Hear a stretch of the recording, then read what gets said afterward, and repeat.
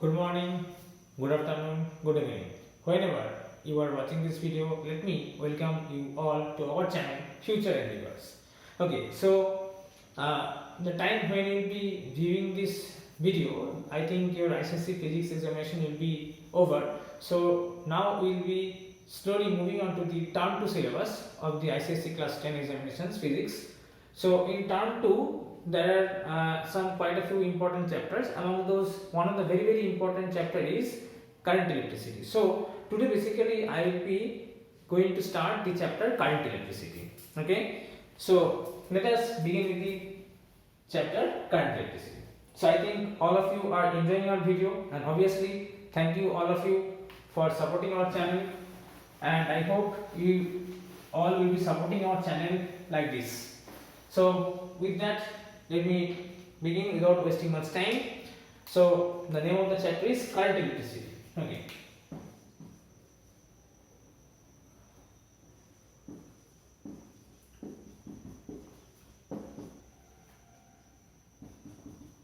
Current electricity. Okay. So what is, so first thing that comes to your mind is what is current or current electricity? Okay. So this is an obvious question that will be definitely coming to your mind. What is current electricity? Now see, electricity, there are two terms basically, current and electricity. In general, you refer this term as current.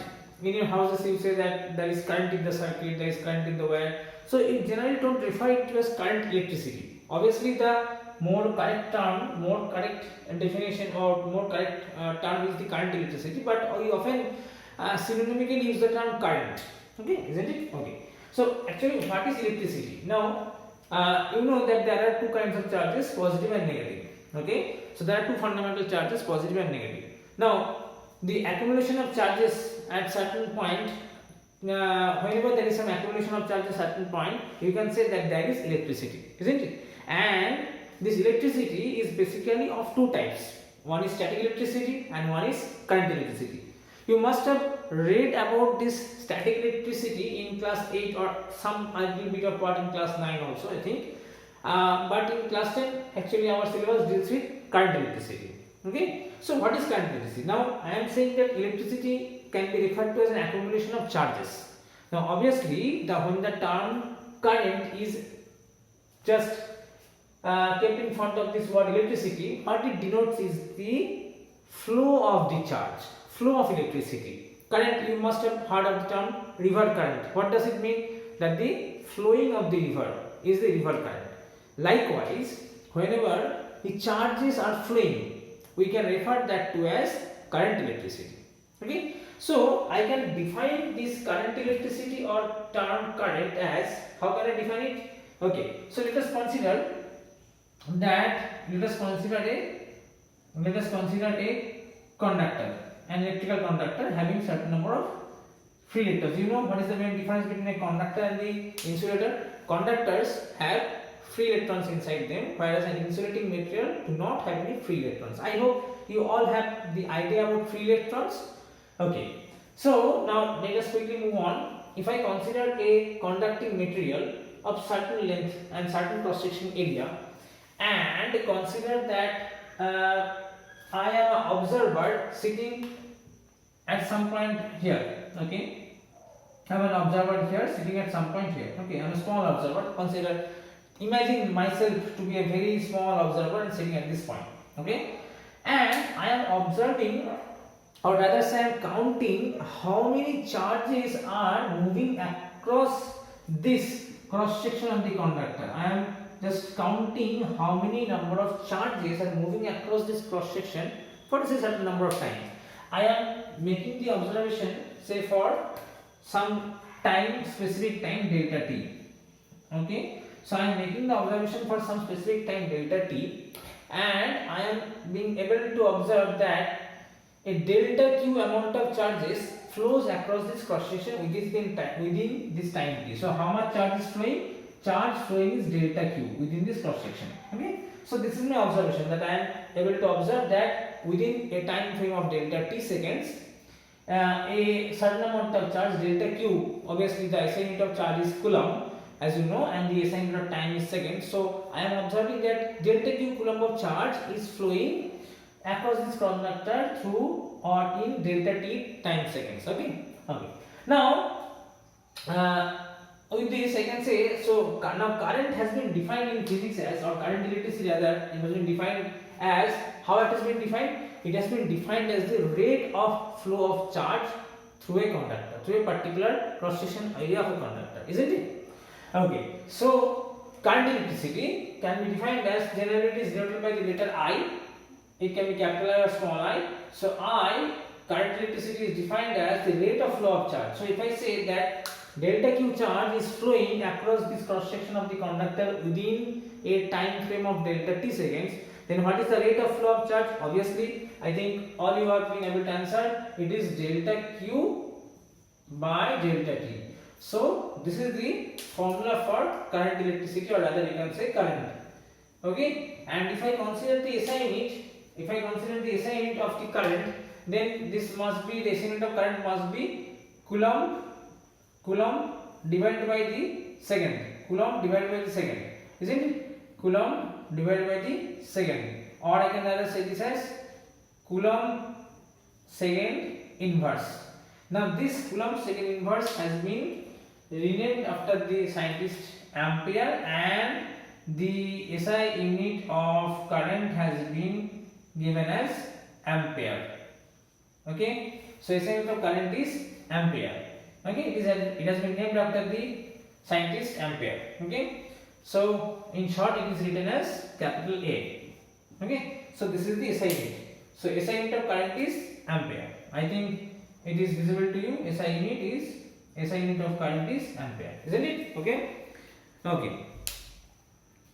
So this is current electricity. So current electricity, I think now it is clear to you all that it is the rate of charge, or rate of flow of charge, and it is and mathematically it has been defined as delta q by delta t in the unit ampere. Very good.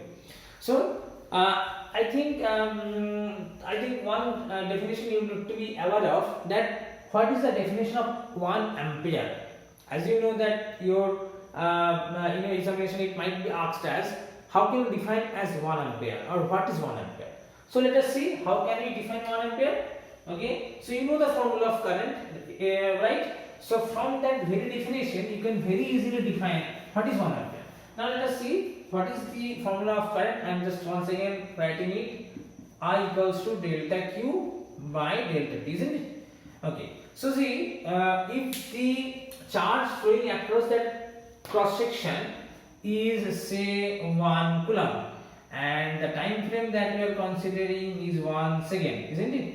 So taking this 1 coulomb and 1 second, if I consider these values, okay, so what will be the value of the current? It will be 1 ampere, isn't it? Okay, so here you get the definition of 1 ampere. So how can you define 1 ampere?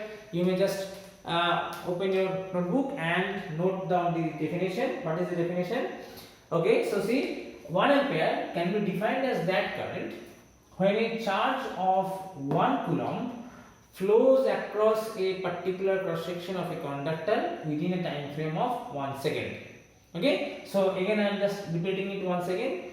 1 ampere can be defined as that current which flows when a charge of 1 coulomb flows across the cross section of a conductor within 1 second. That can be defined as 1 ampere. So I think the definition of 1 ampere is quite clear to you, all of you now. Okay, so this is 1 ampere, right? Fine.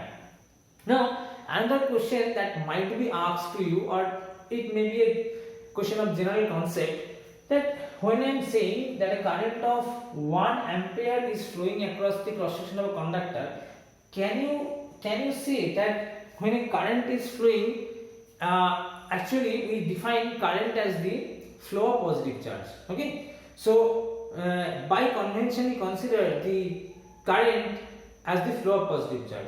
But do you actually know that positive charge in any matter cannot actually flow? You know the structure of atom. Where are the protons located? Protons are the positively charged body. Where are the protons located? You know, protons are located deep within the nucleus, and the protons do not have the ability to move around. But what actually can move out is the electrons. the electrons are present in the orbits of cells, and the electrons present in the outermost cell sometimes gathers energy and comes out of the structure of the atom, or rather say comes out of the shells, and they can freely move within the space between the atoms, isn't it? So actually what can move or what can flow is the negative charge or the electrons.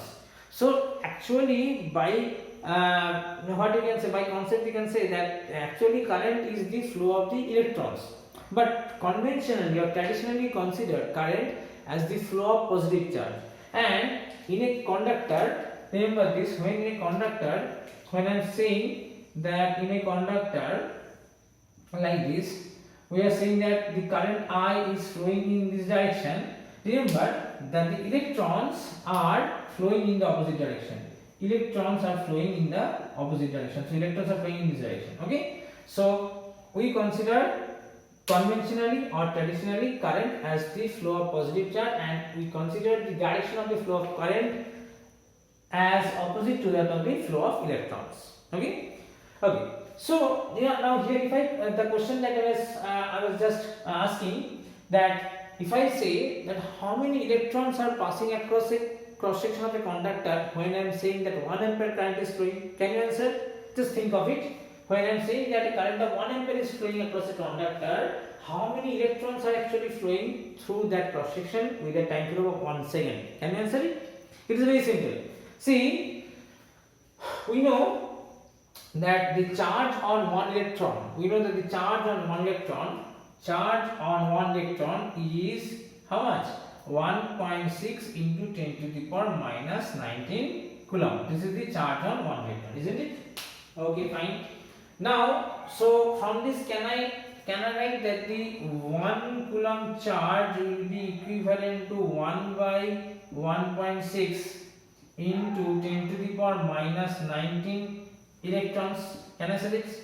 Can I say that 1 coulomb charge is equivalent to 1 by 1.6 into 10 to the power minus 19 coulomb, electrons. Okay, 1 coulomb charge can be found out to be like this. Now, if you just do the calculations, do you know how what value it comes out to be? This value comes out to be 1 coulomb charge comes out to be 6.25 into 10 to the power 18 electrons. Okay, so I think it is now clear. This calculation turns out to be like this. You can do it on a calculator or you can do it manually. It turns out to be 6.25 into 10 to the power 18 electrons. Okay, so when I am saying that a current of 1 ampere is flowing across a conductor, how many electrons are flowing across that conductor? So I think now you can say it. When a current of 1 ampere is flowing across a conductor, I can say that 1 ampere current is equivalent to, I can say that 1 ampere current is equivalent to how many electrons? 6.25 into 10 to the power 18 electrons. Okay, so remember this, when a current of 1 ampere is flowing across the cross section of a conductor, the number of electrons flowing across the conductor within a time frame of 1 second is actually 6.25 into 10 to the power 18 electrons. Okay, so I think the concept is very much clear to you all. Okay, so now let us quickly move on to the next topic, where we will be discussing why actually this current is flowing, or what actually causes this flow of current or causes this flow of electrons. Okay, so let us move on to the next topic. So the next topic is potential and potential difference. Okay, so the next topic turns out to be as potential and potential difference. Okay, potential and potential difference. So first let us talk of potential difference. Okay, first let us talk of potential difference. So how can you define potential difference? So let us just discuss this concept, potential difference. Okay, see, I think all of you know one thing, that any substance which can flow or which can move about actually flows from the region of higher concentration to the region of lower concentration, isn't it? Or I can say generally substance flows from one place where it has a higher energy to a place where it has a lower energy, isn't it? See, if you consider the case of gases, when you light up a agarbatti or incense sticks, you have seen that when you just light up a agarbatti or incense sticks in one corner of your room, the gas or the smell that is being produced by the burning of the incense sticks rapidly spreads around to the whole room, isn't it? Rapidly spreads around to the whole room.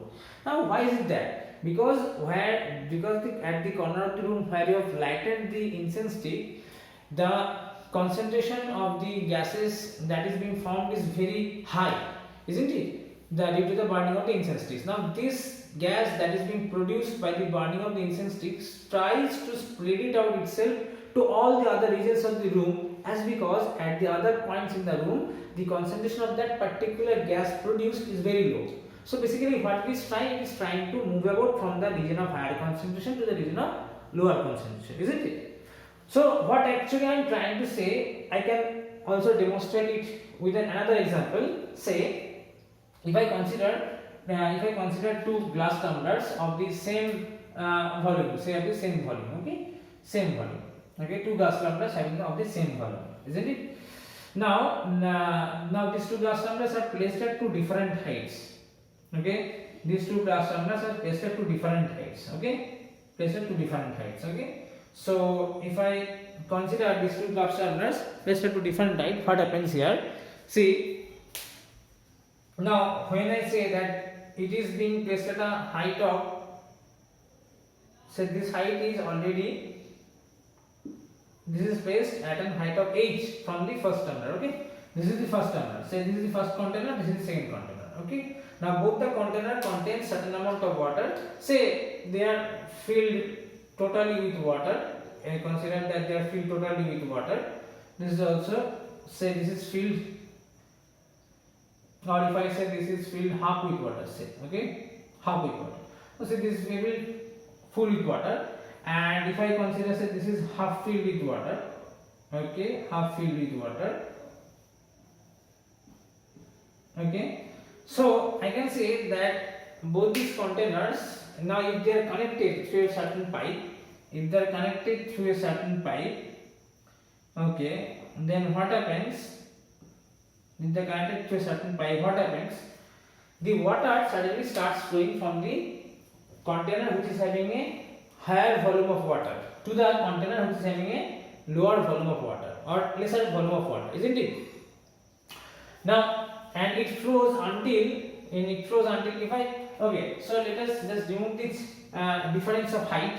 So let me make it further simpler to you. If I just remove this difference of height, and if I consider these two containers to be at the same height, okay, and identical containers obviously at the same height, this is considered, this is the container 1, and it contains water, say up to this level, okay. So it has much lesser amount of water compared to the second container, okay, and they are at the same height, same base level. Say they are at the same base level, okay, they are the same base level, okay. Now what happens? You can easily think that if I connect these two containers with a pipe, the water actually starts flowing from the second container to the first container. Why this happens? Now why this happens? Can you say why this happens? This happens as because this second container is totally filled with water, and the first container is, say, half filled or 1/3 is filled with water. So obviously the first container has a larger volume of water than the second container, as a result of which the water starts flowing from the second to the first container, and this flows until both the containers have the same amount of water, isn't it? So this is the very concept which actually is also causing the flow of electrons in a conductor. It is not that such there are two places in a conductor which are having different amount of electrons. No, not that. But actually the concept behind is this: the amount of energy in these two containers was different. This container was filled with water, so it was having more mass. So you can say that the energy of this container or energy present in this container was higher than the energy present in this container. So obviously due to the difference in energy, that causes the flow of water until they are having the same amount of water, which we can indirectly say that the water flows until both the containers gain the same amount of energy.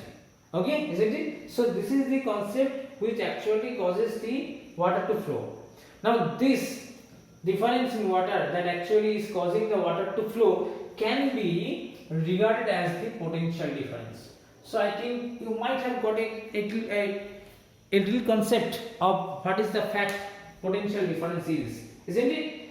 So it is this very concept that causes the electrons to move through a conducting material. See, the electrons are already present in a conducting material, okay, but they are actually moving out randomly, haphazardly. They are not going in any particular direction. Now when we connect this conducting material to any energy source, what it does, it, or say a cell, what it does, it causes the electrons to flow in a certain definite direction, and that actually causes the current to flow in the conductor, isn't it? So this is the concept of potential difference. So potential difference actually can be taken as a cause or difference that is causing the electrons to move out in a single direction. So that is the very basic of potential difference. Now if you consider the physical definition of potential difference, in the book you will be seeing it as, see, potential difference has been defined as the amount of work done in moving a unit charge. Say I consider 2 points, point A and point B, okay.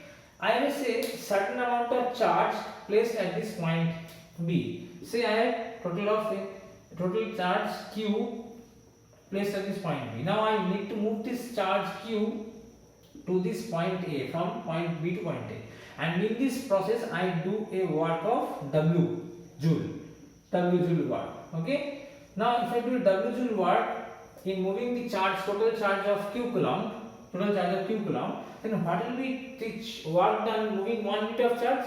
So the work done in moving 1 meter of charge will be W joule by Q coulomb, isn't it? W joule by Q coulomb.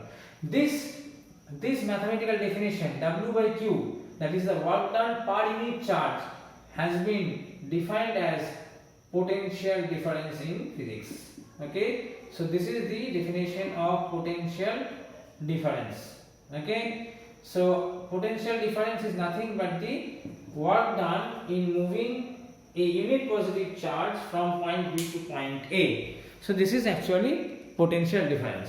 So I think the definition of potential difference is very clear to you. Potential difference, if you can, if you want, you can write it down. It is written in the book. Just rewind the definition again and again in your mind. That potential difference is actually the amount of work done in moving a unit positive charge from one point to another point.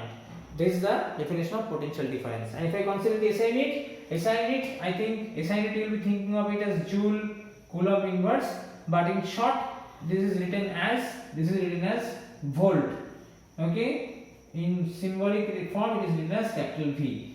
So the SI unit of potential difference is volt. So this is the SI unit of potential difference, SI unit, okay. So I think potential difference, the concept of potential difference is clear, okay. So for today's lecture we will be ending it here.